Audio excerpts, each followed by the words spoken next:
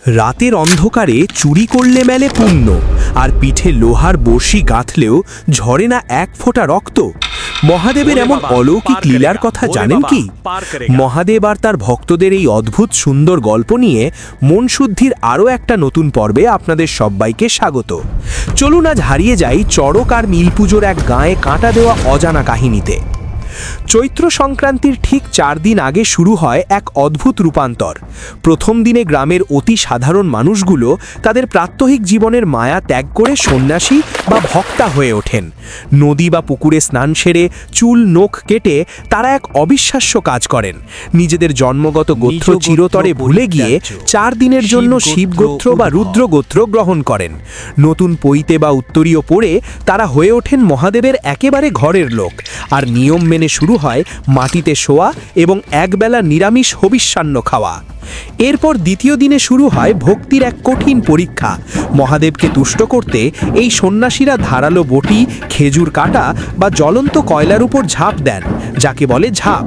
কিন্তু আশ্চর্যের বিষয় হলো, মহাদেবের অলৌকিক কৃপায় এত কিছুর পরও তাদের শরীরে কোনো আঘাত লাগে না, এক ফোঁটা রক্তও ঝরে না। এই কৃচ্ছ সাধনের পর আসে তৃতীয় দিন, অর্থাৎ আবেগপূর্ণ নীল পুজো বা নীল ষষ্ঠী। এদিন নীলকণ্ঠ শিবের সাথে দেবী পার্বতীর বিয়ের উৎসব পালিত হয়। গ্রামের মায়েরা সারাদিন উপোস থেকে সন্ধ্যায় শিব মন্দিরে নীলের বাতি জ্বালান এবং শিবলিঙ্গে জল ঢালেন। আর সন্ন্যাসীরা এদিন শিব গৌরী সেজে বাড়ি বাড়ি ঘুরে গাজনের গান গেয়ে ভিক্ষা সংগ্রহ করেন। কিন্তু সবচেয়ে রহস্যময় ঘটনাটি ঘটে এই নীল পুজোর রাতেই। সন্ন্যাসীরা দল বেঁধে গ্রামের গৃহস্থের গাছের ডাব বা নারকেল চুরি করে খান।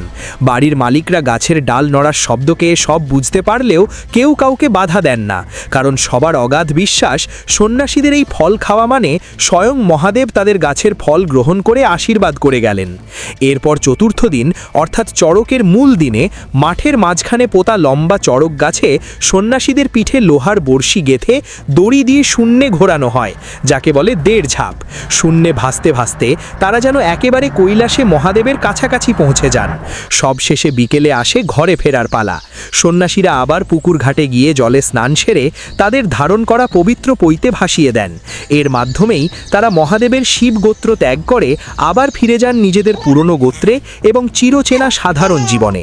4 দিনের জন্য দেবতা হয়ে ওঠার পর সব ছেড়ে আবার সাধারণ মানুষে ফিরে আসার এই চক্র সত্যিই অবাক করার মতো। আমাদের আজকের এই অজানা তথ্যগুলো আপনাদের কেমন লাগলো তা কমেন্ট করে অবশ্যই জানাবেন। আর আপনি যদি মহাদেবের সত্যিকারের ভক্ত হয়ে থাকেন, তবে ভিডিওটিতে একটি লাইক করে কমেন্টে হর হর মহাদেব লিখতে একদম ভুলবেন না।